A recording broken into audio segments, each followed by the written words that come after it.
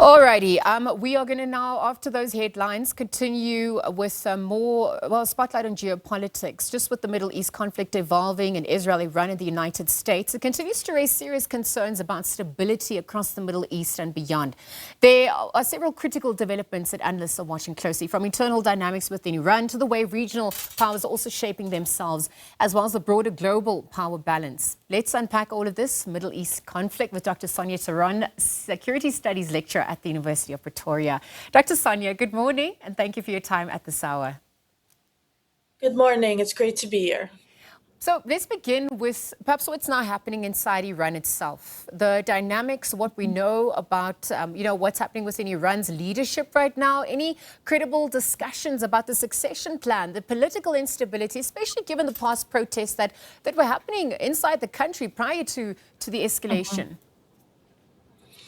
Yes. So, of course, Iran is keeping its cards very close to its chest at the moment, considering that anyone who enters into a leadership position would likely become a target for further attacks and assassinations. What we do know is that Iran's system is really built to survive the decapitation of its leadership, from having temporary authority arrangements to having a to decentralize and delegate authority, as well as systems to elect relatively quickly a new leader.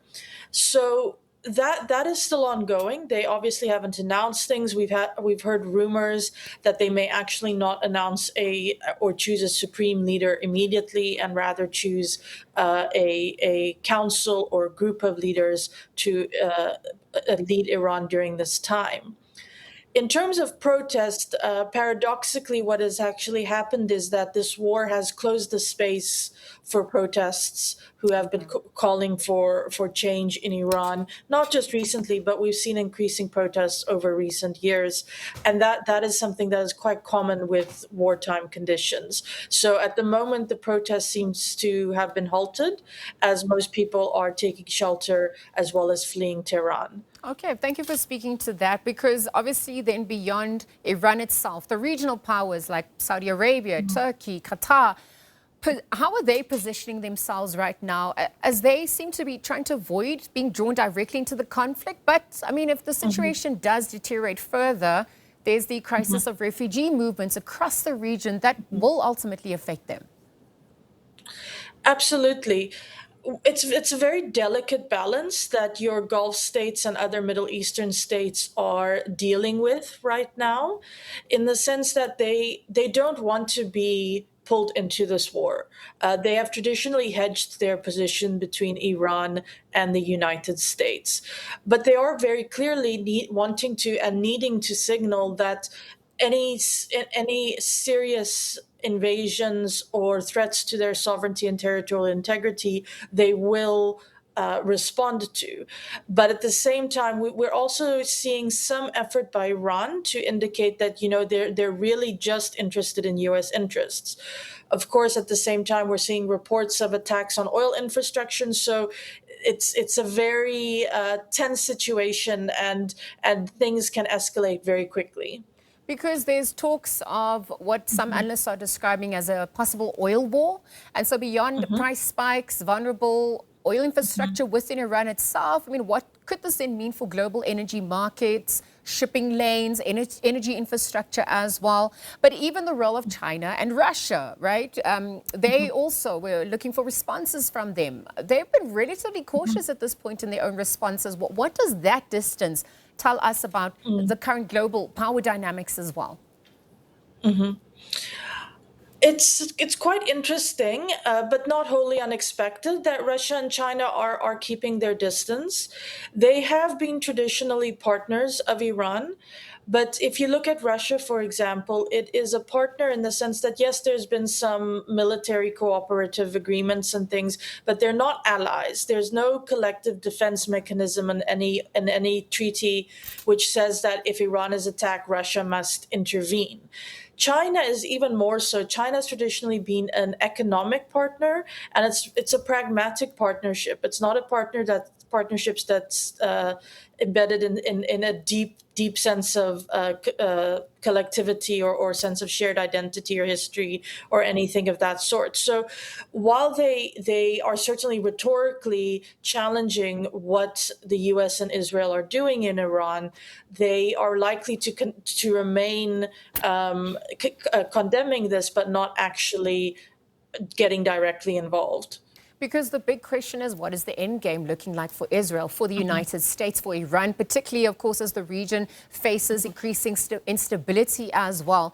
But even beyond that, I mean, we're seeing in Washington itself, political developments, U.S. Congress, beginning to assert its war powers, authority as well. What's the significance on that as White House and Congress clash somewhat?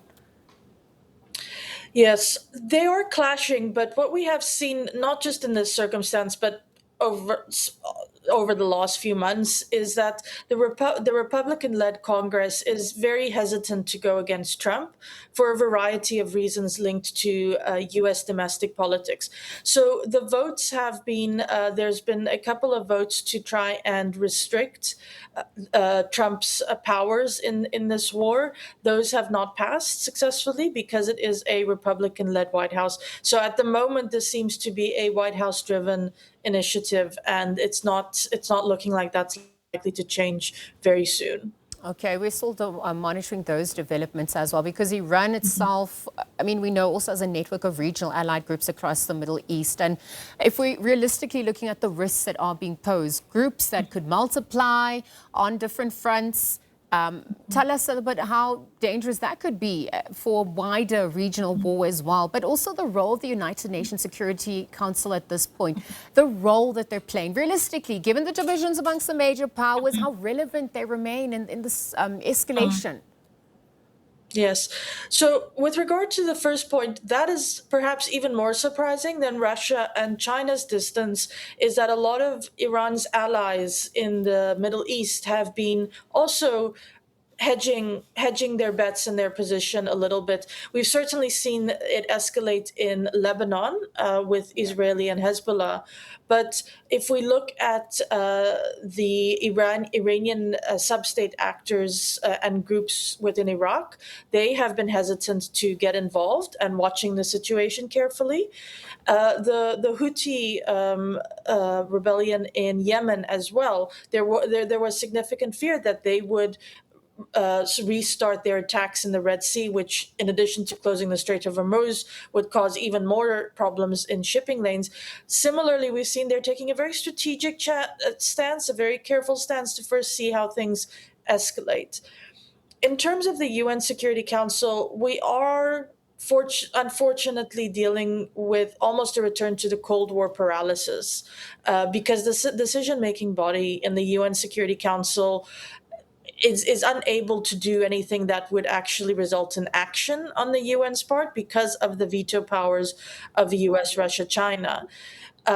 We will probably see, similar to Russia and China, rhetorical condemnations. The Secretary General will likely make further statements and condemnation coming from the Secretariat, but the body that's able to take action is unfortunately quite paralyzed at the moment. I know that there's so much more to explore given the knock-on effects when it comes to food security, perhaps also Africa's own internal, or Africa's security dynamics as well. But the big question at the core of this, credible indication that the recent strikes actually destroyed or significantly damaged Iran's nuclear capability. I mean, at the end of the day, that's the possibility that Iran could rebuild, perhaps also accelerate their nuclear program after this. How would you respond to that?